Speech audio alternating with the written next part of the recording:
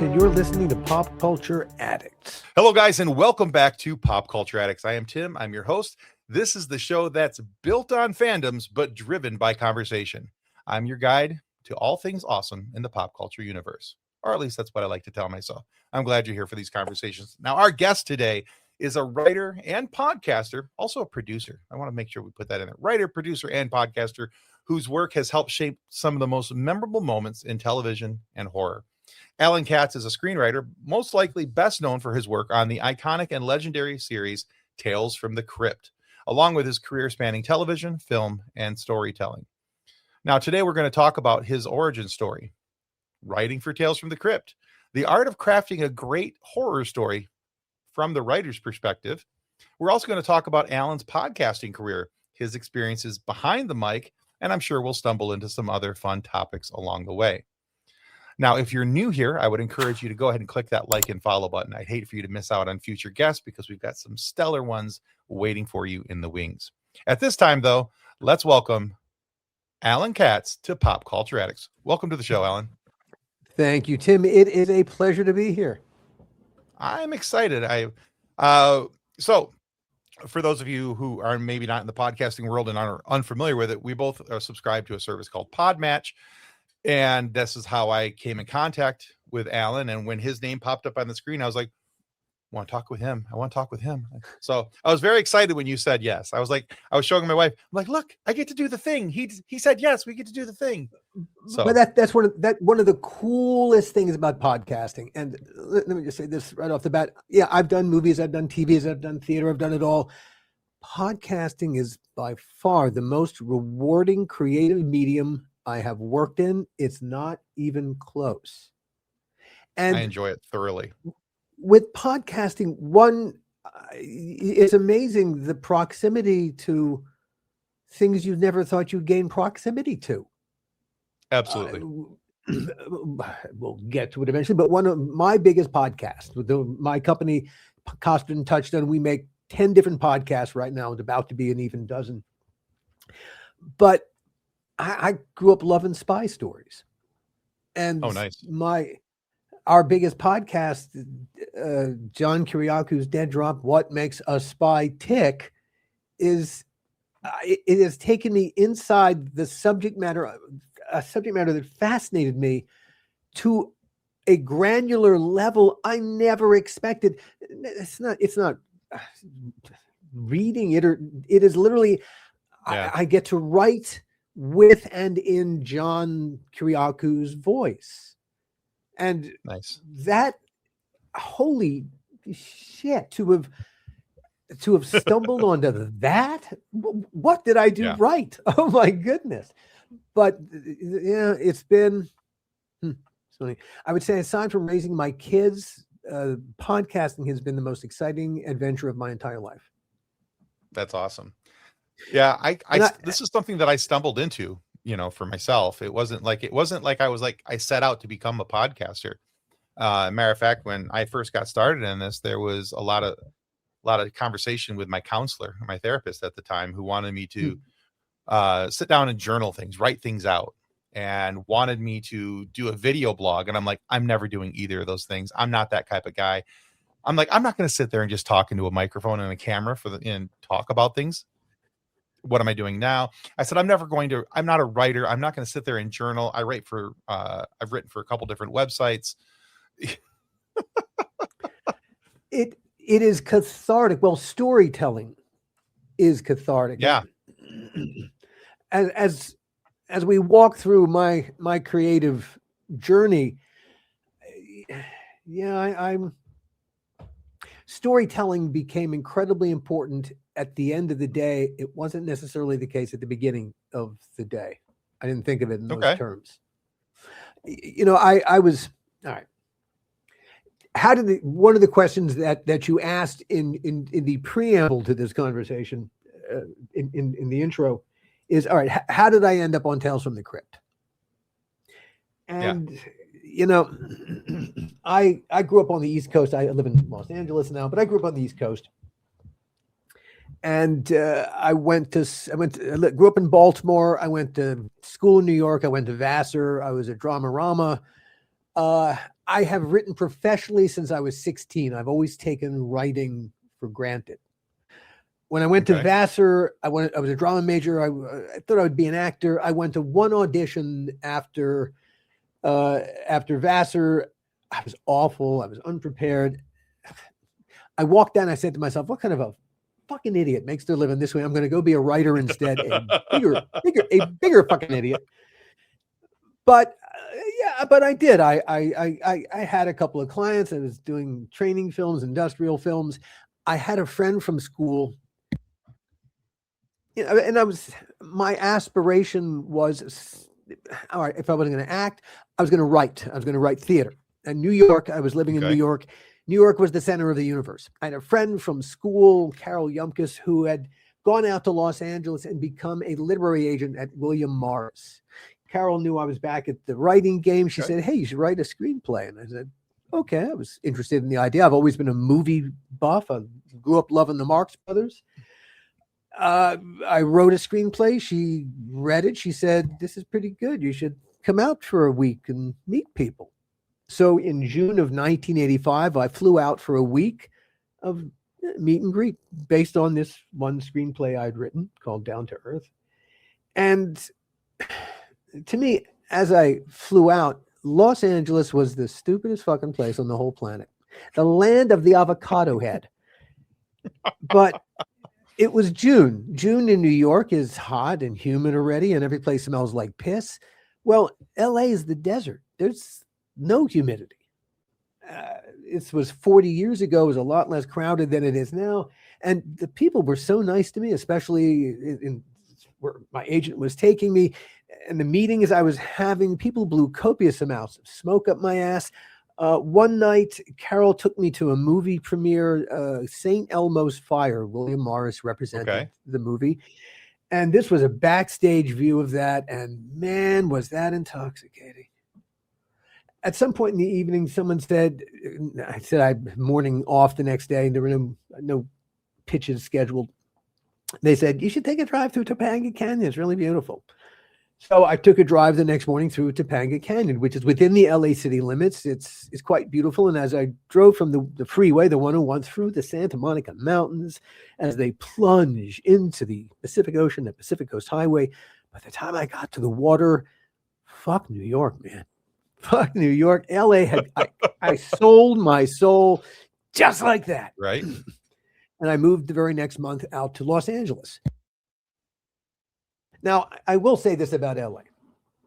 I up until this point, at that point in my life, my late 20s, I was very much, I never felt at home anywhere. Not that I didn't feel at home, but I just didn't feel connected to any place. I didn't feel connected to Baltimore. I wasn't born there, born elsewhere, but sure. And I wasn't from New York, and I care about New York, but something about LA, I just connected to. The sun shines here most of the time, but there's a darkness about this place that outshines the light. It's a corruption to this place that's exquisite. I love this place. There's a reason noir was invented here. You had a bunch of very talented writers trying to figure out this very thing I'm describing. This so sunshiny and yet so dark. Well, one of the first people I met that first week in Los Angeles was a producer named Gil Adler, who liked the script I had written, and we quickly became best friends and creative partners. We were creative partners for a decade. Gil was a very talented producer. He actually came out of theater in New York. He trained as an accountant, and he worked for a while when he was in New York as a student for a guy named Sid Finger, who did all. When the people who appeared in all the Bond movies realized that the Broccolis might have been ripping them off, Sid Finger is the guy who looked at all the books and said, actually, they owe you this and they owe you that. So Gil worked for Sid Finger doing the Bond books. And so he learned the show business kind of from that perspective. He understood, Gil did, that if you have $1 to spend on your movie or TV series, do not spend $1. You haven't got it. Now, if you can make your movie or TV show for 99 cents or better, 98 cents, and make it look like the dollar, This is very, very good. Better still, if you can do it for 97 or 96 cents, make it look like $1, now you're onto something. The creative process really is just problem solving. And Gil's solution to the problem solving wasn't throw more money at it, it was throw more creativity at it, which was exactly where I came from. So we really became friends and creative partners. HBO had hired Gil to produce a TV series for it called The Hitchhiker, which he did up in Vancouver, an anthology series. And he did a good job for them. A little while later, they had a show, a lot of big money, big egos. It was over schedule, over budget, a thing called Vietnam War Stories, was shooting in Savannah. They hired Gil to go in and to take it over, try to save it. And he did. And he brought it in on time, on budget, and it won a bunch of awards. And not too long thereafter, HBO had another big budget TV project, big egos, out of control. It was called Tales from the Crypt. And after its second season, there was one more season that HBO had committed to, and they wanted a producer they could trust. And so they wanted Gil. And since I was Gil's creative partner, I was part of the package. And so that's how I ended up on Tales from the Crypt. Now, when Tales from the Crypt started, 1989 was the first season. Back at that point, HBO was still really in the movie business, the occasional big live event. But they had only just begun to dip their toe into original programming. They had a show called First and 10 and another one called Dream On. But those are basically just single camera shows with fuck and tits. If you took out fuck and tits, it basically was just a network ready single camera show. It was a TV show that HBO was showing. Sure. These four big Hollywood producers approached HBO with a passion project, a comic book from their youth that they all loved, all the EC comic books. They were pitching a show called Tales from the Crypt, horror anthology, but their vision was to take a feature film sized vision of this passion project and stick it in HBO's little TV box. And HBO jumped up and down and said, sure, guys, do whatever the fuck you want. And so these feature guys went right to work writing scripts. They never put the series through a development process. All right. How do you take all the franchise elements from the comic books, the two-dimensional comic books that you love, and stick them into a three-dimensional TV series? Those elements don't move from point A to point B by themselves. You have to, someone has to do this and oversee it and manage it and make sure, well, we got all this, and make sure that the production design and that all these elements feel like the comic book, because in essence, that's what the audience is going to be tuning in for. You know, if they tune in, it's like, well, that's nothing like the comic book. What the fuck is wrong with you? You'll die right there on your feet. Right, well, they never did. They never did that. But the first three episodes one was by Zemeckis, all through the house, all through the night. I mean, Dick Donner's Dig This Cat, He's Real Gone, and Walter Hill's The Man Who Was Death are three brilliant episodes. So just amazing TV. The back three of the first season were okay. HBO, like I said, had ordered a second season, and they ordered a second season of 18 episodes and then a third season of 13. But as they headed into the second season, the way that you finance a TV series, whatever the network that is showing it, every time they show it, they pay a license fee. Well, that license fee, even if you show it one time, two times, three times, it's not going to add up to the cost of production. Production is way more expensive than that individual license fee, even the first time or two.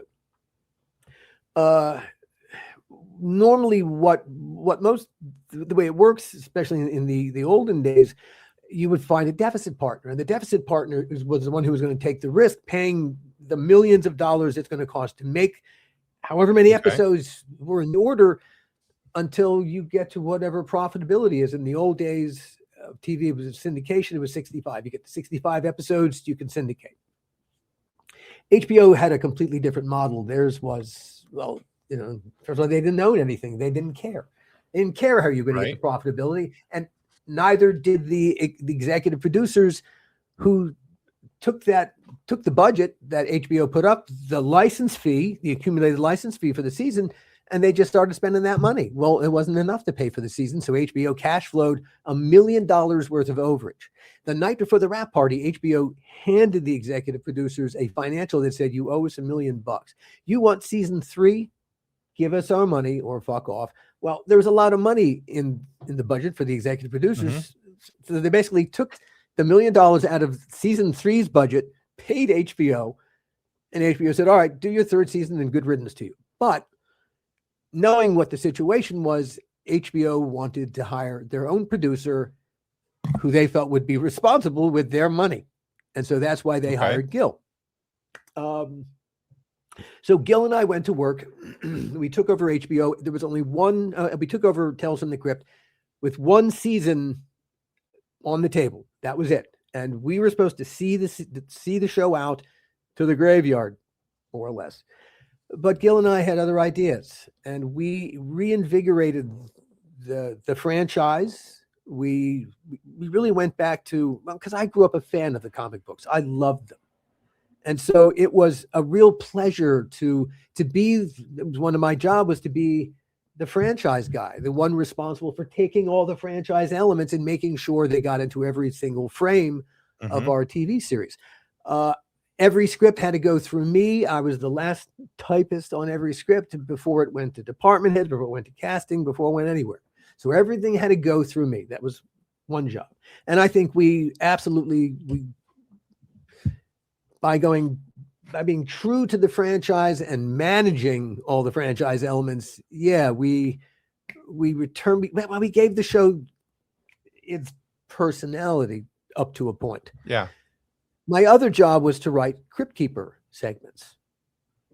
Well, just as the executive producers had not developed the TV series, had not figured out a way to, had not financed it correctly, well, they never developed the character of the Crypt Keeper. The Crypt Keeper in the comic books is an old white guy with stringy hair. Yep. Still haunts my dreams. The executive producers wanted their own Crypt Keeper. One day out in the valley, one of my executive producers, Joel Silver, was at his storage locker, and the storage locker across the hallway was owned by a guy named Kevin Yeager, a special effects meister. Among Kevin's other creations is Chucky. Okay.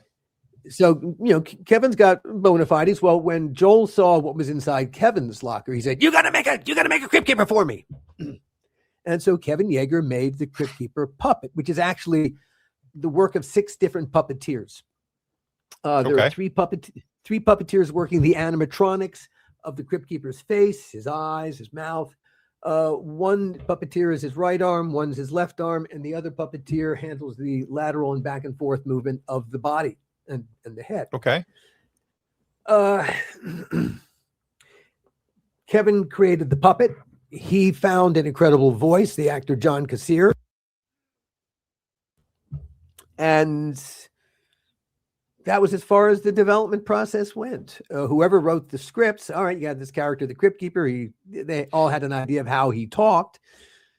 But whoever wrote the script would write a few words for the Crypt Keeper, and that's kind of how it went. So over the course of 20 some odd episodes, the first 2 seasons, the Crypt Keeper more or less says the same things, sitting in the same set, doing the same thing, staring back at the audience.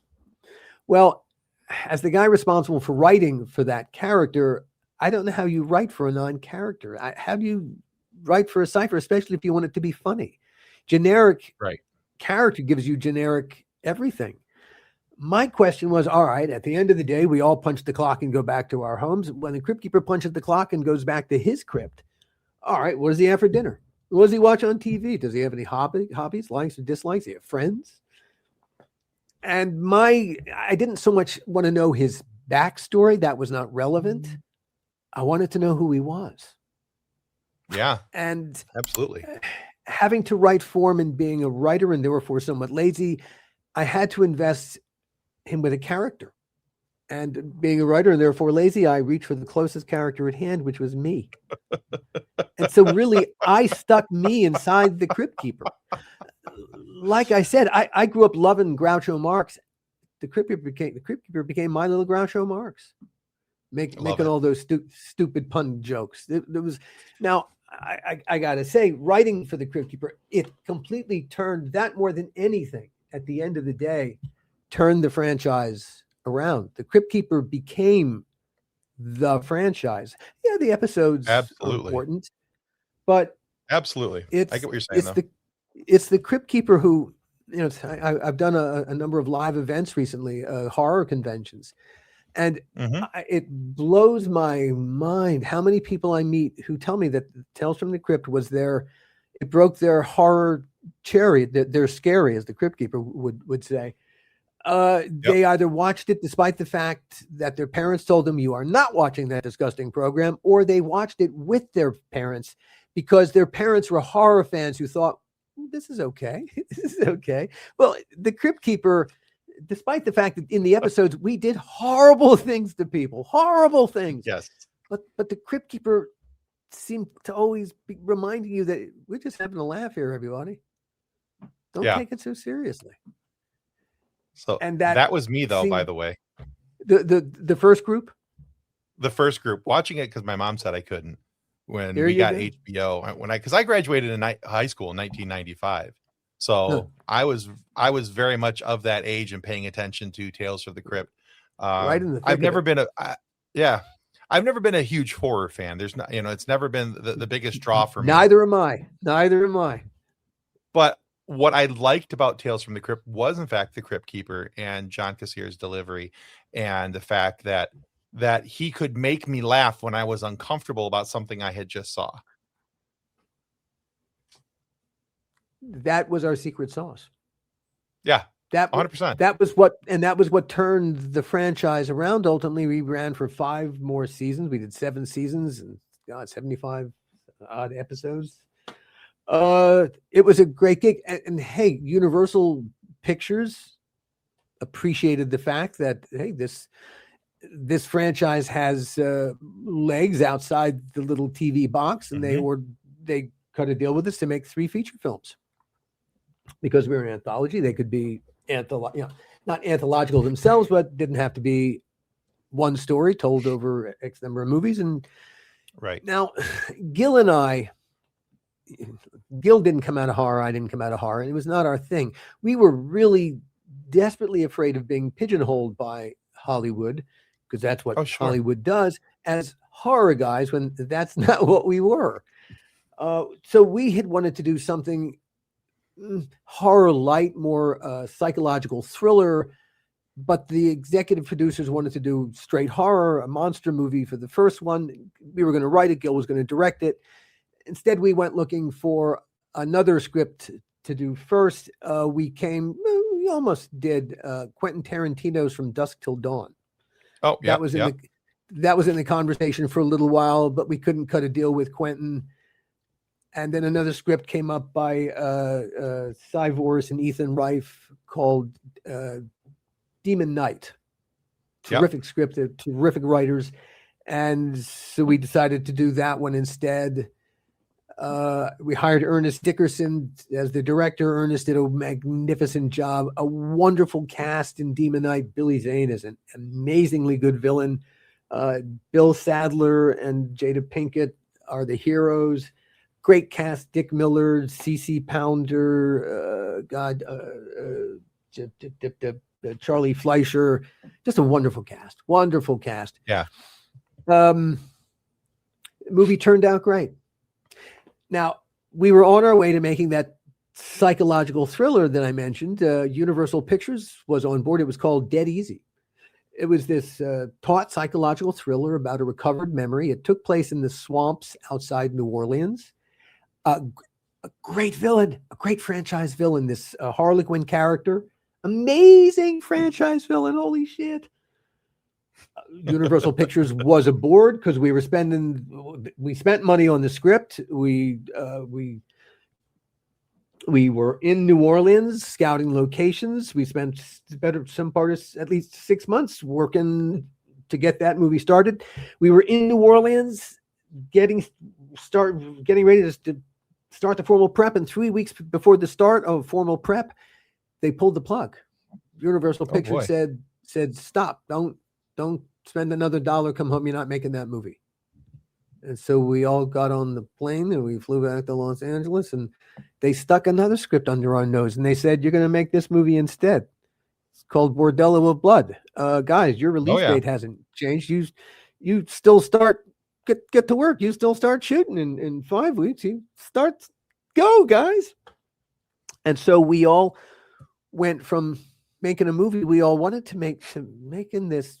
All right, where did Bordello of Blood come from? At about this time, a brand new studio had come into being called DreamWorks. DreamWorks was Steven Spielberg leaving his deal at Universal, not the lot. He's still based at Universal, but he left his deal at Universal to create DreamWorks. And now that he's a studio of his own, he had to begin to set up talent deals with your studio. That's what studios have to do. Universal was desperately afraid of losing another big piece of talent. One of my executive producers, Bob Zemeckis. Universal went to Bob. They said, well, because Steven Spielberg was Bob's mentor. They had a very close relationship. Universal went to Bob and they said, Bob, we love you, Universal. What can we do to make you stay? And he stayed, so the deal must have been good. I only know one deal point. Universal Pictures agreed to buy the first student script that Bob Zemeckis and his occasional writing partner, Bob Gale, ever wrote. These were the future Back to the Future writers and a bunch of movies. But this was before they were that, when they were film school students. The first student script they ever wrote when they were at USC, it's called Bordello of Blood, for $500,000. It was a deal point. A way to put $500,000 in Bob Z's, well, $250,000 in Bob Z's, $250,000 in Bob Gale's pocket. Bob's a very loyal guy. And that was supposed to be the end of it. But Universal Pictures sat there thinking, are we just going to eat this $500,000? Wait a minute. Bob's about to executive produce this other horror movie, this Dead Easy thing. We spent, $50,000 on that script? Fuck that. We'll take it out of their budget. Guys, you're going to make Bordello of Blood instead. Hey, it's got Bob Zemeckis and Bob Gale's names on it. That's bigger than Alan Katz and Gil Adler, isn't it? And so for that very cynical reason, we all went from making a passion project that the whole creative team had been invested in for 18 months to making a fucking student script because of a deal point. Gotta love that.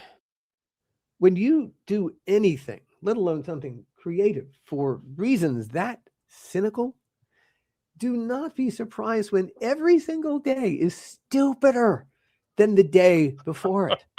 And that is exactly what happened. Once Universal lost its fucking mind, everyone lost their fucking minds. Everything became untethered because really nothing fucking mattered anymore. Right. Well, all right. We set about the job at hand that, I guess we could have walked away, but no, you really can't, because then you'll never work in this town again. Well, that becomes the problem. So, all right, we all set about making a movie that nobody making it wanted to make. The first problem was that it's a student script. The hero in Bordello of Blood is a small town detective. Now, ask yourself, how much business can a detective really do in a small town? Not enough to be a small town detective. There's no such thing. No such person exists. No, that's true. It's the kind of character only film school students could create. And as you go to, all right, we're going to write this character. Where does this person come from? Jesus Christ. When the actor comes to me and says, this guy, tell me about his past. He doesn't have a past, man. Just figure it out. No, it can't work that way. So the hero is unfixable. especially with especially within the time constraints we had. You got 3 weeks, guys. So our first problem was wasn't that Dennis Miller? Yes. Yeah. That's our next Another problem. That's our next problem. Now Good Gil and bad actor.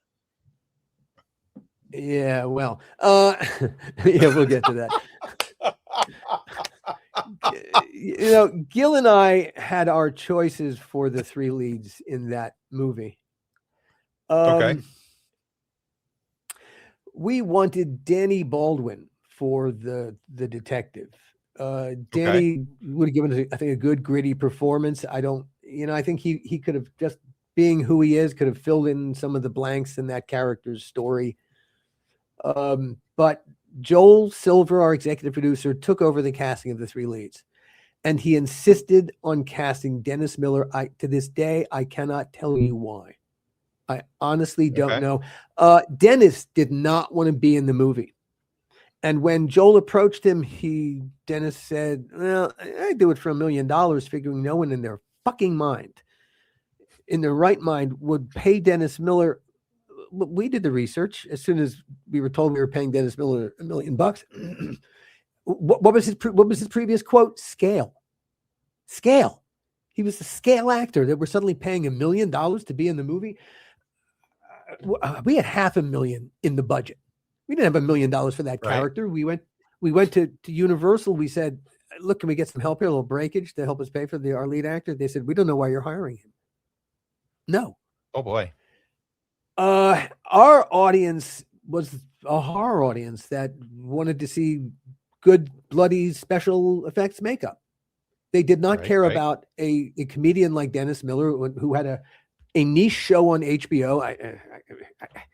The fact that we were both HBO shows, I don't think had anything to do with it, because HBO really wasn't doing crossovers like that. I don't think anyone gave a toss. Right, yeah. And it wasn't HBO's decision anyway. HBO had nothing to do with it. This was entirely Joel Silver suddenly getting a hard-on for Dennis Miller that I can't explain. So Joel said yes to the $1 million. And Dennis committed to the movie. We couldn't get any money from Universal, so we took the money from the budget where all the money was, makeup, special effects.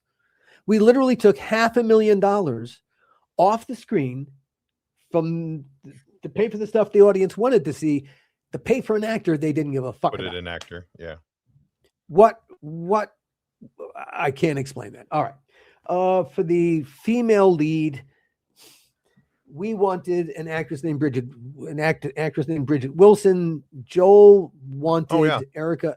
He wanted Erica Eleniak. Mm-hmm. The reason he wanted Erica Eleniak was because he wanted to fuck her. But Erica was in a committed relationship at the time, so that wasn't going to happen. And Erica, apparently, as soon as she said yes to this movie, playing the female lead in Bordello of Blood, decided she didn't want to be that kind of actress in these kind of movies anymore. Now, Gil, my partner, who was directing the movie in addition to the other chores on the movie, whether he is directing a movie or whether he's producing the movie, he likes to start work on a Thursday. That way you get 2 days of work in. If you have any problems with the script or an actor or just something that needs to be rethought, you have the weekend to get that done. So when you hit the ground on Monday running, at least you've solved most of your problems, or at least you've identified them. So in keeping with that, we had started work on Bordello of Blood on Thursday. We shot some bar scenes with our Vancouver actors. On Monday, we were shooting at location, and Dennis Miller, he flew in on Monday, and Erica Eleniak was supposed to fly in on Monday to arrive on Monday, wardrobe Tuesday. Actually, it was to fly on Sunday. That's right. Well, yeah, supposed to fly on Sunday, arrive on Monday, work Tuesday. On Saturday, before she's supposed to work, we're already shooting now. Her manager calls me and says she's not getting on an airplane tomorrow, Sunday, unless you rewrite the script. If she doesn't want to be that kind of actress in this kind of movie. So the character originally as written was a former porn star. She didn't want to be a former Okay. porn star. She could not be a former porn star. Well, that's a Okay. problem because that's what connected her to the Dennis Miller's character. He was a fan. So if you take that away, all right, what did she do that he was a fan of? That would be, I don't know, in the same territory. What was he, a folk musician? No. You know this. No. And there was a whole lot of other stuff that was, if you pull that thread, a whole lot. We're shooting already. No. So finally, the manager agrees to a compromise. She was a former plus-size porn star. Her original name is written was Chesty O'Toole. The plus-size porn star was Chubby O'Toole. She's lost a ton of weight. She's unrecognizable. Okay, she can live with that. I honestly don't see what the real difference was, but okay, that got her on an airplane on Sunday to be in wardrobe, Monday to work on Tuesday. All right, whatever. All right. That was our those two actors. And Erica was miserable from the moment she arrived. It was also galling. We had $250,000 in the budget for that part. And Joel, because he wanted to fuck her, agreed to pay $500,000 for that actor. So that's another $250,000 for an actor that we really didn't. Why am I paying an extra? Why am I paying a $250,000 bonus? It came right off the screen. The screen. All right. We wanted for our villain, for the Lilith character, the villain of the piece, the most important character in the whole fucking movie. Right. We wanted Robin Givens. And I think Robin would have been wonderful. We were told, someone said, she's not an easy person to work with. We worked with Joel Silver. What are you talking about? Not worried about that. But Joel had other ideas. He never entertained the Robin Givens question because he was shooting at the same time that he was about to start making this movie in Vancouver. He was shooting just across the border in Seattle, another movie he was executive producing called Assassins. Dick Donner was directing, my other executive producer. And that movie starred Antonio Banderas and Sylvester Stallone, who at the time was engaged. And at the time, Sylvester Stallone was engaged to a supermodel named Angie Everhart. Yep. And one day on the set of Assassins, Sly walked up to Joel and said, "Hey, Joel, you're going to be making a movie in Vancouver. Why don't you hire my girlfriend Angie? That way we can meet each other across the border."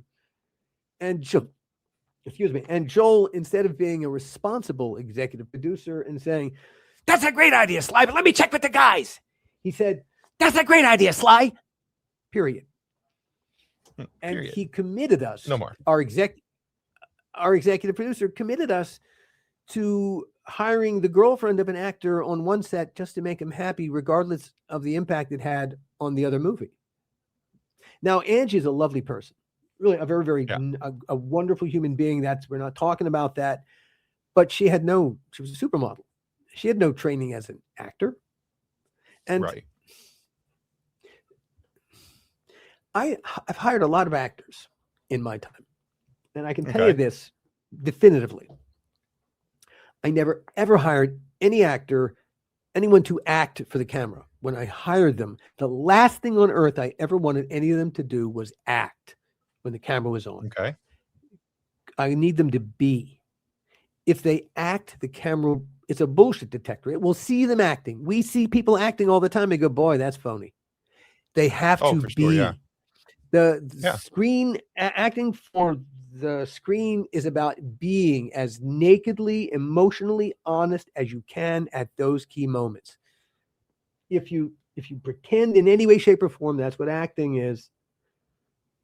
No, the microphone, it works exactly the same way, and that's really podcasting's secret sauce. Yeah, the truth, the honesty in front of the mic. But you have to be authentic. Oh my goodness! Well, all right. Billy Zane is a great villain in Demon Knight because he's not acting. There's a piece of Billy that's really dark.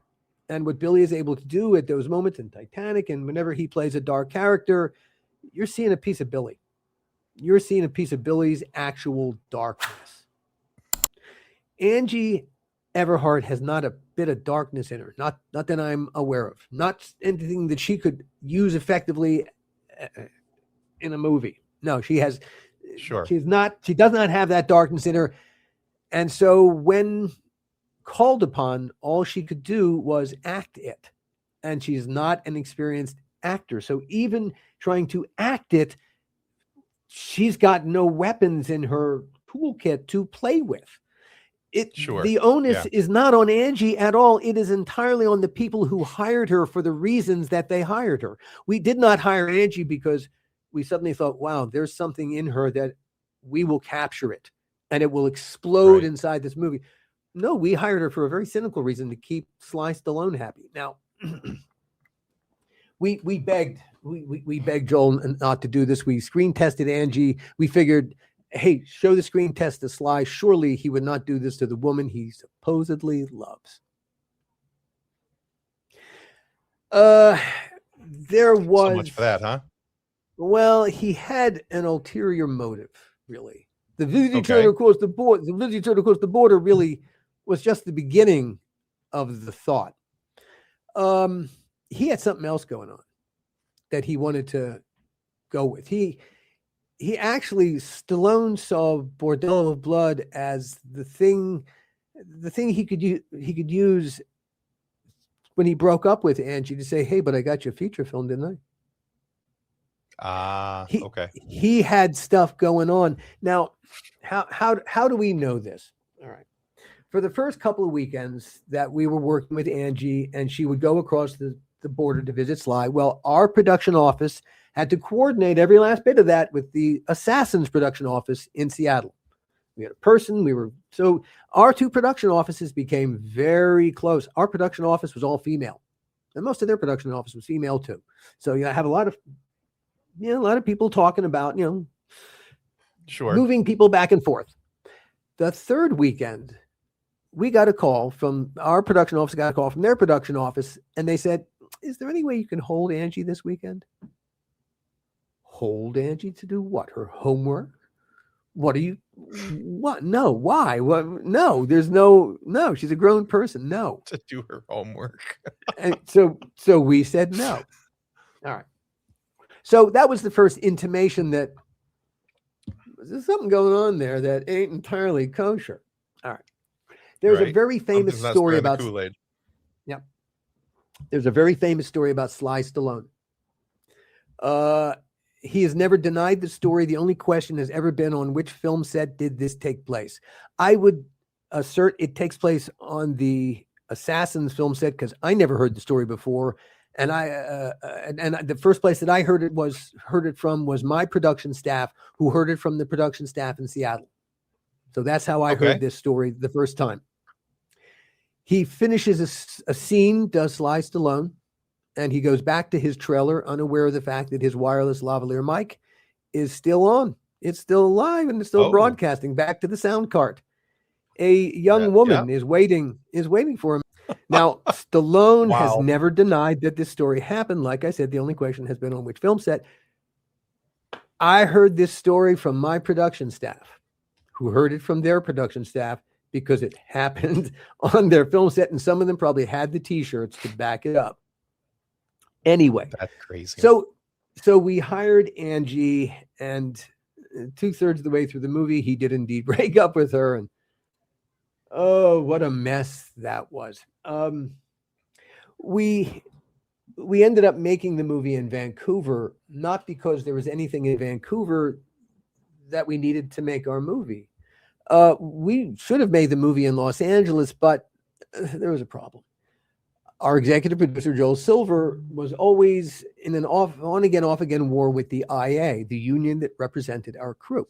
And sometimes Joel was winning the war, and sometimes the IA was winning the war. Not too long before we started Bordello of Blood, we had made a backdoor pilot for Fox called Weird World. And on day 3, the union shut us down. And they forced us, our non-union crew, who were all union members, to go union. Well, that fuck you to Joel. He went, fuck me? No, fuck you. So rather than make Bordello of Blood in Los Angeles with our crew, which would have paid the money into the union, we took the movie out of Los Angeles to the closest film hub, which was Vancouver, just to say fuck you to the IA. That was the only reason we went to Vancouver. That was it. So we went off to make our horror movie in Vancouver in July. Now, horror movies is a lot of night. They take place a lot at night. Yeah. One of the things you don't get in Vancouver, because it's that far north, in July is night. The sun the sun goes down very late. The sky does not become shootable dark until about midnight. And then you get the first traces of sun that makes the sky unshootable 4 o'clock. So a film day is 13 hours. So our 13-hour film days were suddenly being crammed into 4 hours just because we were shooting the movie in a place we had no business shooting it. We bumped into problems like that constantly, and that left us with, well, the climax of the movie took place in a glass cathedral, a glass church. At night. We had scheduled one night to shoot it. Well, it would have been good luck to us to cram all that into 13 hours. Cramming it into 4 was an absolute impossibility. So, of course, we went back to Los Angeles with an incomplete movie in our hands. We did reshoots in Los Angeles on some stuff, but we did not make our date. Universal lost interest, didn't really care.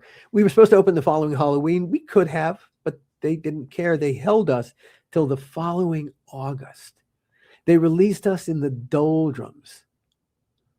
By then, Gil Adler and I were no longer on speaking terms.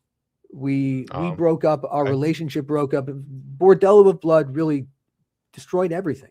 I went on. I did a couple seasons on The Outer Limits, which shot in Vancouver.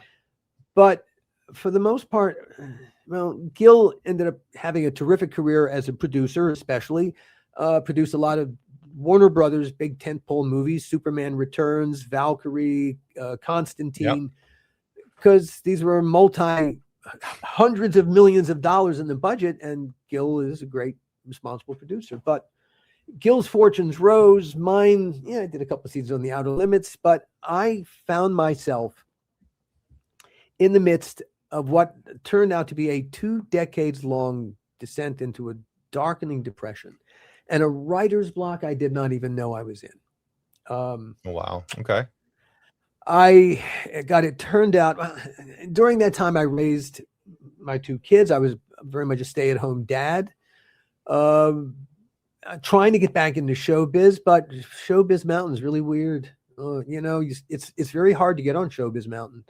But when, for whatever reason, you get cast off Showbiz Mountain, it's crushing because everyone is still on Showbiz Mountain, and they're all there, and you're here. It's terrible.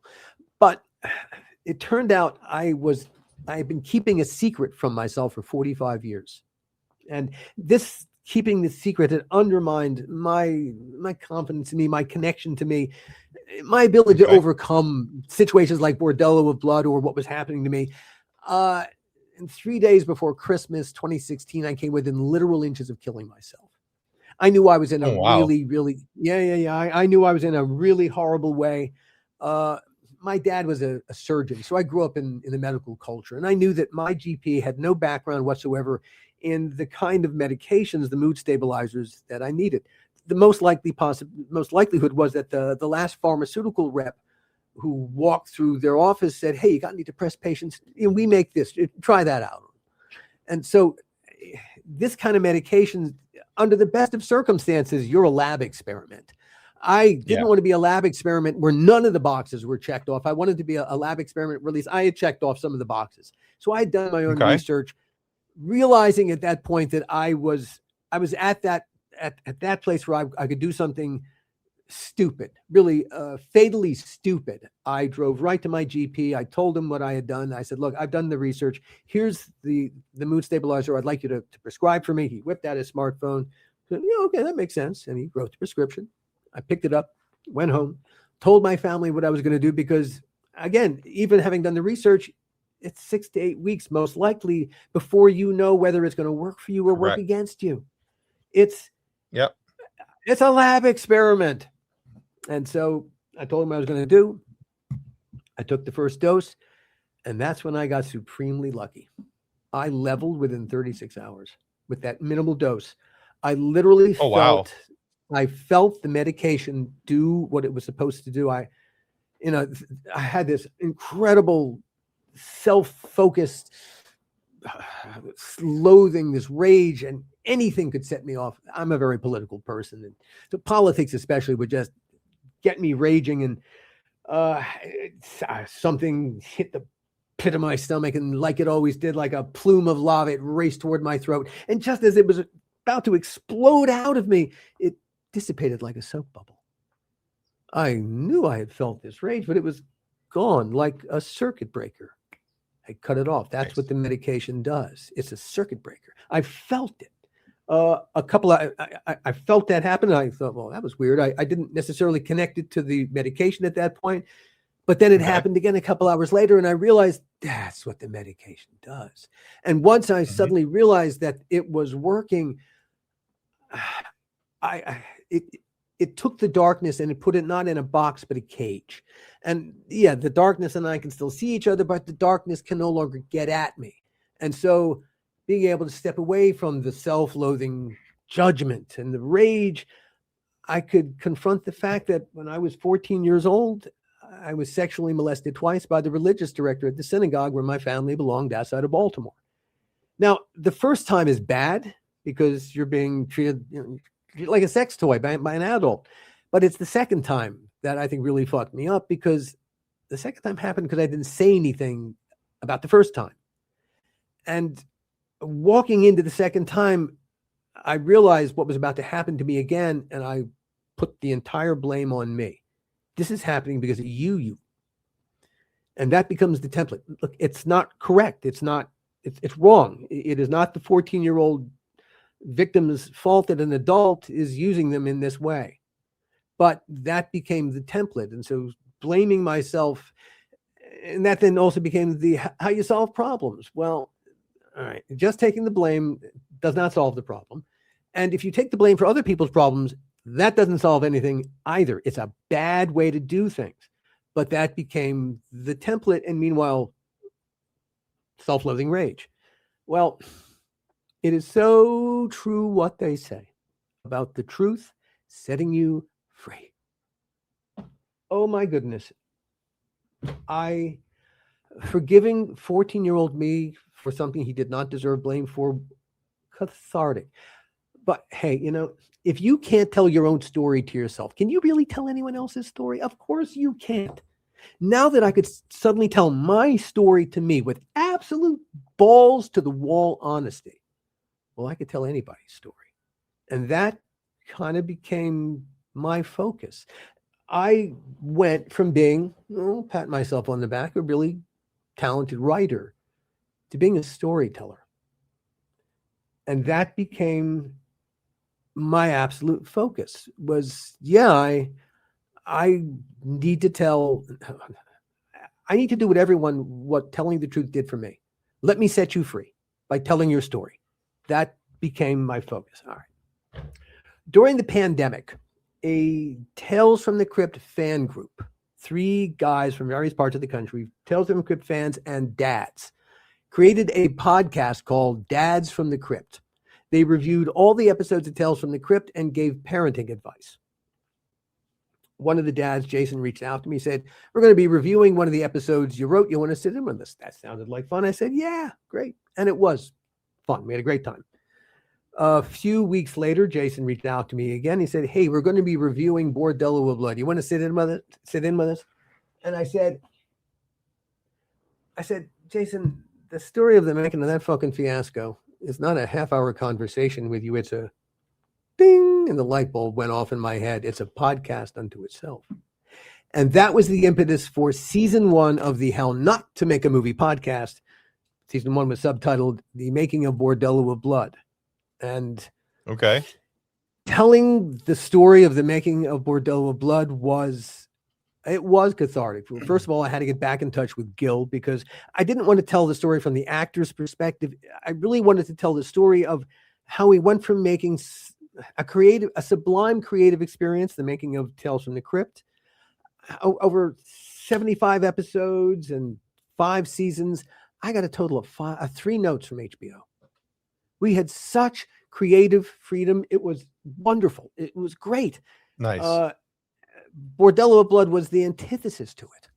And so I wanted to tell the story about that antithesis of going from the sublime to the ridiculous, which is really what the experience was. So it really was about the production, the people, the Crypt people who made it, and a few outside, a few of the Canadian production people I talked to, because I needed to have their opinions of us because we behaved so badly. We were terrible, awful, and we absolutely deserved for them to speak truthfully about how awful we were. That needed to be spoken not by us but by them. They needed to right to speak their truth to us. So, but when I reached out to Gil and I told him, and I hadn't talked to Gil in 25 years. And there was a lot of acrimony on the breakup. Man. I said, look, here's what I want to do. I want to tell the story of Bordello of Blood, and I want to tell the story about what happened afterwards. You know, some very unpleasant things. And we had never talked about it. And I said, I don't want to talk about it in advance. I want to have those conversations live on mic, and I want to be able to put them in the podcast. And he was rather trepidatious, as he should have been. But he said, okay. And that's what we did. The goal was to make to tell the story as honestly as we could. Love it. That was why Entertainment Weekly called that first season of the How Not to Make a Movie podcast the best film podcast of 2022. Clark Collis, who wrote that piece about us and said those lovely words about us, after he listened to the podcast, it was the honesty that struck him. He wanted to make sure we weren't full of shit.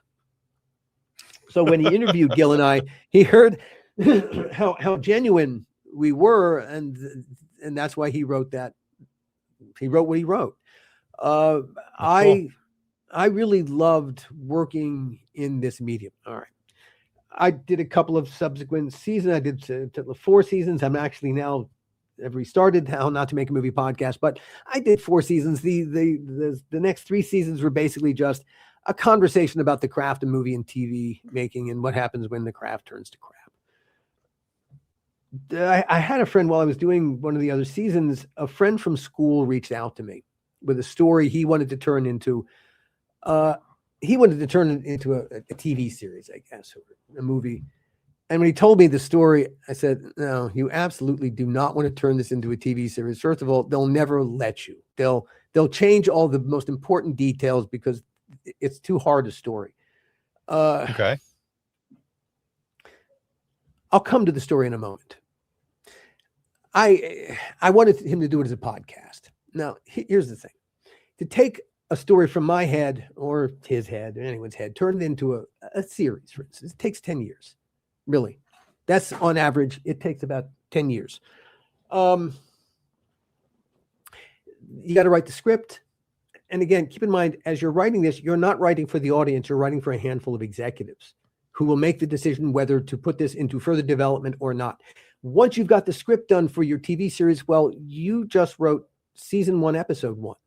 You need to tell them, because you're asking them to put up an awful lot of money, what happens episode 2, season 1. Episode 3, 4, 5, what happens over the whole arc of season 1 and season 2 and season 3 and season 4? Who are all these characters? What's the tone here? What's the tone there? What does this look like? What does this feel like?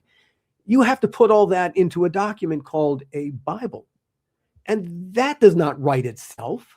This is very much part of this 10+ year process, all of which you were writing for a handful of executives. Right. All right, now you've got all that stuff written. In order to induce these apes to read, you have to create a pitch deck, which is a PowerPoint presentation, about 7 panels, a handful of words, mostly pictures, just to get them feel of, oh, what's this about? Am I going to waste my time reading this? What's it about? Just to get these motherfuckers to read what you've spent a fucking decade working on. Okay. Right. Then if they say yes, you're lucky enough. All right, you're just in the development process. That's just the very tippy top of the meat grinder. Who the fuck knows what sausage, what's going to be in the sausage that comes out the other end of this thing? You, in order to get paid, you must sign what's called a certificate of authorship, a C of A. It has to do with the nature of film and TV distribution around the world. Yeah. You can't have some writer asshole saying, I don't like the politics in that country. You can't distribute there. No, you can't have that. So in essence, a buyout occurs. You sign the C of A. Yeah, you'll get paid some, but you lose all rights in perpetuity throughout the known universe. Now, you will get paid, but let me tell you, the money that will come in, the lion's share of the money you just spent a decade, the thing you just spent a decade working on, it's not going to you, the writer, not even remotely. All right. Take the same idea, turn it into a podcast. I can write it, produce it, distribute it. That's the key. I cannot distribute a TV series or a feature film like the big boys, but I can distribute a podcast same as everybody else. I can monetize it, and I can collect on the monetization. I can tell the story exactly the way I want it without any fucking executives' interference. And I can distribute it. Like I said, I can make my money on it. I can have advertisers and an audience. And at the end of the day, I still own it 100%. Yeah. And the fact that it would make a great movie or TV series go in, it would still make a great TV series. Now, in the old days, I would have had to go cap in hand to try to convey to the people in the executive suites, what's the IP? What's the franchise? What's the IP? Right. That's what I'm trying to sell. And hopefully they'll buy. But now, well, everyone knows what the IP is. It's there in the podcast. The audience knows what it is. The advertisers know what it is. And these people know what it is too. So rather than instead of me going cap in hand to buy, to sell it, they're going to come to me to buy. They're going to say, hey, that podcast would make a great TV series. I'm going to go, oh my goodness, you're right, it would. And they're going to hand me by golly, by Jove, it sure would. Yeah. And I'm going to look at their check. I'm going to say, that's really pretty, but you're going to have to add some zeros and move the decimal point over because fuck you. I don't need your money. I already told the story exactly the way I wanted to. I monetized it. I got paid for telling my story. That was the cake in this experience. I've enjoyed the cake. You are but the icing, my friend. No, you are the sprinkles atop the icing. I want you just for your money. And unless the money is what I want, I can say no to you. Fuck off. And that is where all the power in a negotiation always is. In the word no, the ability to say fuck off. Right. I honestly believe that podcasting gives creators the way to flip the power dynamic away from the money back to the creatives where it belongs. Oh, 100%. Because we can produce the whole thing exactly the way we want it. And that's really all they need. Then we don't have to go sell a goddamn thing. We really, now look, it is execution dependent. No argument. You still got to tell a great story, tell it the right way. Yeah, absolutely. There's margin for error in production. There is. You know, one of the great things about the pandemic, was that it did level the playing field where technology is concerned. Where TV, especially in radio and broadcasting, were concerned, there was broadcasting and there was everyone else. But during the pandemic, everyone was broadcasting in their shorts and their underwear from their bedrooms via Zoom. 100%. Going, turn your mute off. It's still happening. You're muted. Turn your mute off. That still happens on every news channel. Yeah. It leveled the playing field. It literally, that's why podcasting suddenly could become a thing, because it doesn't have to be sterling quality 4K. Tell me a great story that I connect with emotionally and I'll show up. Absolutely. Absolutely. So my friend, I said, no, you don't want to do this story as anything other than a podcast. Here's my friend's story. He worked his way through medical school in the mid-90s as an anonymous sperm donor. Okay.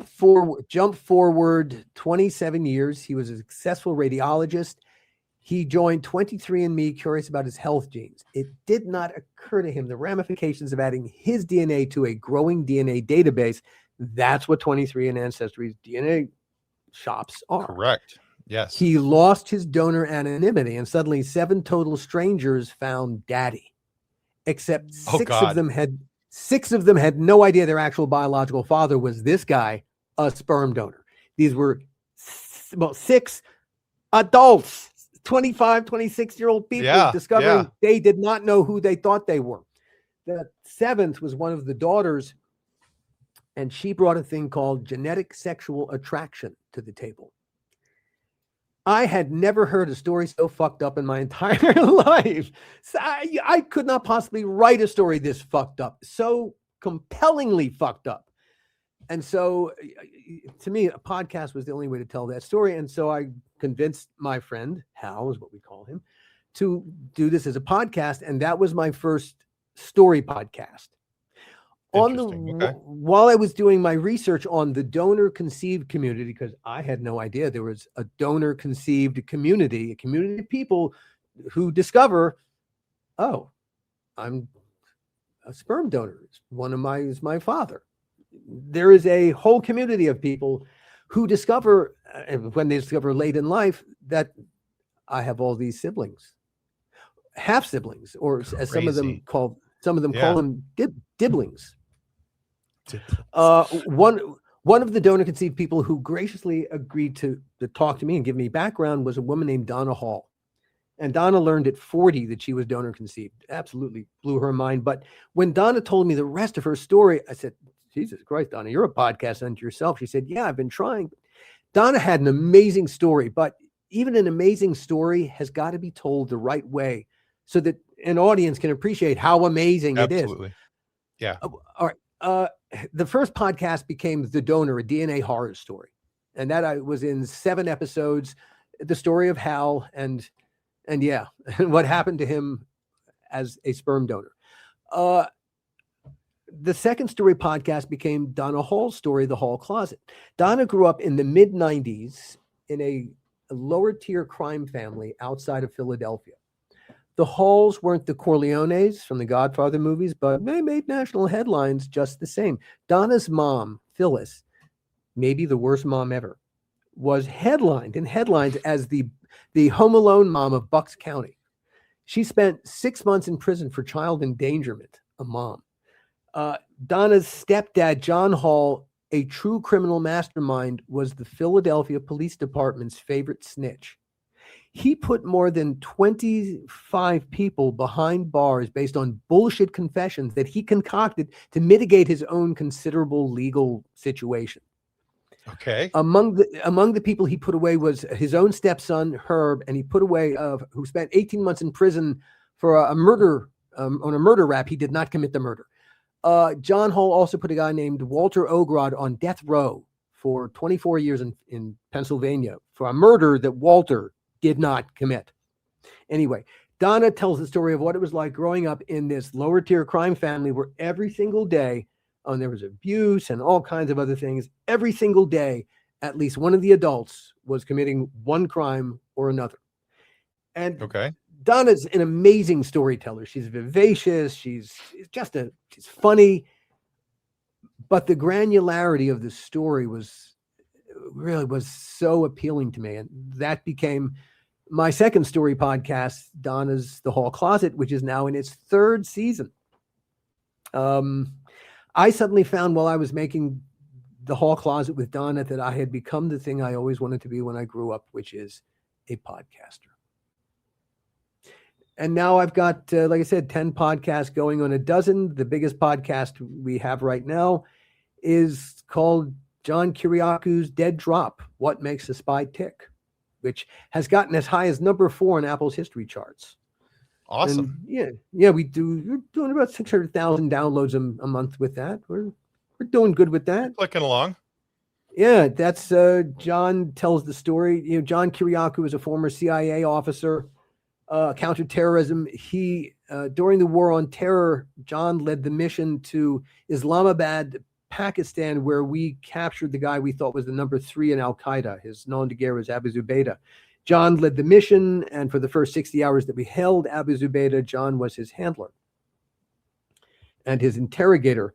Then we released, Abu Zubaydah was sent to various black sites, including an infamous one in Thailand, where we learned he was not the number 3 at Al-Qaeda, and he gave us lots of great actionable intelligence. Nonetheless, we waterboarded him 83 times, in addition to other forms of torture. When John learned the truth of what we had done to Abu Zubaydah and 1 or 2 other high other people, he blew the whistle on the CIA's torture program to Brian Ross at ABC News, and then spent 23 months in federal prison for having done it. Oh, wow. In season 1, in 25 episodes of season 1 of Dead Drop, we told the story on a very granular level, why John became a spy, to every assignment he was on, because really it all built to that moment where he decides he knew the risk was complete, that they could come after him if he told the truth, and they did. The CIA came after him, and they're still after him in a number of ways. But in the second season, John told the story of, doing time like a spy, how all the things he had learned as a spy served him incredibly well as a federal prisoner in the Red Oak Federal Prison. We're just about to start season 3, where it's back to spying, where John gets his life back and reconstructs it doing the only thing he knows how to do, being a spy. Very cool. So, like I said, we've got lots and lots of podcasts. Oh my goodness, I love everything about this medium. I do, and I love the podcasting community as well. Yeah, it's a fun community. I came in this medium completely blindsided. This was never my intent to sit down behind a mic and talk to anybody. It was never my intent to interview anyone, much less talk about my own stuff at one point. But yeah, it's amazing to me how quickly this got under my skin, and it's something that I look forward to. Now I look forward to sitting down and talking to people and hearing what makes them tick. And hearing your story tonight was very fun for me, very enjoyable. But good, thank you. I'm glad. Yeah, I'm always glad absolutely. to hear that. Always glad to hear that. Yeah, and so for me, this is something I look forward to now, and being able to sit down and talk to people. One of the things we were talking about pre-shows, the ability that podcasting allows us to do for opening doors that we didn't think were possible, the things that we didn't, the people that I've been able to meet. Oh, 100%. The people that I've been able to meet through this and interact with and talk with and do things with, people that I've grown up watching, enjoying, loving to see their stuff, and then being able to talk with them one-on-one. I'm a huge Star Wars fan, by the way. And so for me, a lot of the guys that I've talked with from Star Wars, I have to get my fanboying out right away. I'm like, okay, you're not professional, but be professional. I'm not professional, but be professional. Okay, here we go. I can do this. Yeah. Everyone is blown away by somebody. One of the great thrills about doing Tales from the Crypt, I grew up a movie lover. I grew up loving movies, but I got to work with an awful lot of the people whose movies I loved. I got Kirk Douglas. I got to work with Donald O'Connor. That's awesome. Oh my goodness. It was so, meeting people is nice, but getting to be creative with them was incredible fun. Just being able to sit on a set with a guy like Donald O'Connor, he's telling you stories, fucking pinch me. One of the coolest experiences I ever had, I wrote 2 of Bob Zemeckis' episodes, which was great. Bob is a wonderful collaborator. Good God. Just great fun. The second episode that I wrote for him, he had told me over lunch one day, he invited me up to his place outside of Santa Barbara, and I knew he was going to direct the last episode of the season, and subject on the table was, all right, what do you want the episode to be about, Bob? And he said, look, all I know is I want to do a completely subjective camera show from the point of view of a dead guy. Okay. Oh, and I want the dead guy. I want the dead guy to be played by Humphrey Bogart. So every time we drag the body past a reflective surface, we see him. So we have to integrate like 18 film clips from Bogart movies. You know, we'll have to figure out a way in and figure out a way out. You know, something logical. Okay, Bob. But now Bob has plenty of ideas in his head. He's not going, yeah, you'll figure it out, asshole. He's not. He's got lots of ideas. He's just putting it on the table. In every Bob Zemeckis movie, there's at least one or two moments, a scene or two that, if you know anything about the filmmaking process, that's impossible. That's impossible. How you got that shot, that's impossible. But Bob challenged his crew to say, look, here's what I want to do, guys. And, blah, blah, blah. And he said, here's the challenge. All right, guys, how are we going to do this? And then literally it was a completely open environment. How are we going to collectively solve this creative problem? Love it. Wonderful working with Zemeckis. God, I was trying to link myself back to the story that I was actually telling. The art of collaboration. Oh God, I'm getting old. Yes. It chases us all down at some point or another, Alan. It's inevitable. As much as I've got to go change my nappy. So yeah, I get you. All right. Well, Alan, I have enjoyed having you on the show today. Something tremendous. This has been a real treat for me. The pleasure was mine, Tim, really and truly. Thank you. But I do have one final parting question for you. And we like to call this our silly question. Go for it. Let's be silly. Okay. All right. Well, so we're actually really not all that silly, but we'll call it silly all the same. So my live show co-host, her name is Kathleen, and Kathleen was out and about with her daughter a while back, and somebody asked her daughter this question, but didn't ask it of Kathleen, and Kathleen turned into the girls from Family Matters. Oh, well, whatever that show was. Yeah, my brain just completely Full House. There it is. Full House. Yeah. The twin girls. Turned into the Olsen twins. How rude. Boy, I slaughtered that. All right. But anyway, the question is, Alan You'll Katz, fix it in post. Nah, probably not. We're just going to let them see how bad I am at this. All right. So the question is not even remotely true. I will fight that to the death. All right. So the question is, Alan Katz, what's your favorite dinosaur?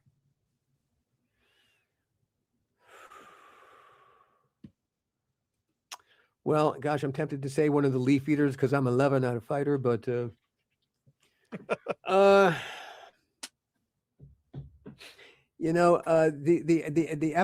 going to get the name wrong. The Apteropteryx, the one that could fly. Okay. The flying dinosaurs. Mm-hmm. Because one, they could fly. For sure. And two, they became birds, so they're still here. There's no getting rid of them. Right. That's it. Okay. An Apteropteryx, I think is what they're called. I'm sure I'm massacring that. You have done no better than I would have done, so we're fine. So. But was it silly enough? Oh, that's fine. Perfectly silly. Alan, thank you so much for being on Pop Culture Addicts today. Where can my listeners go to find out more about you, your work, whatever you got coming up, your podcast, all that fun stuff? The best place to find us is, where we're all congregated, there's a website, costardandtouchstone.com. My little company, Costard and Touchstone. During my very brief acting career, I performed in 2 Shakespearean plays. I performed the part of Touchstone in of Costard in Love's Labour's Lost, and the part of Touchstone in As You Like It. Both Costard and Touchstone are wise fools who speak truth to power, and that's what my little podcasting company is, a wise fool speaking truth to power. So Costard, COSTARD, and A-N-D, Touchstone, TOUCHSTONE.com. You'll find links to all the podcasts that we're making and coming attractions to some very cool podcasts that are are coming very, very soon. Some very cool podcasts. Excellent. Well, I'll make sure we put a show link or a link that rather down in the show notes down below. Please. Thank you. Check that out. Absolutely. So if you're not familiar already, Alan's had a wonderful career in the entertainment world. There's a bunch of podcasts that he's linked to. You guys are going to check those out. So guys, thank you for watching and or listening today on Pop Culture Addicts. Be sure to go follow Alan Katz and everything over at Costard and Touchstone. Like I said, we'll have a link down in the show notes down below. Now, if you've enjoyed what you've heard today, don't forget to click that like and follow button.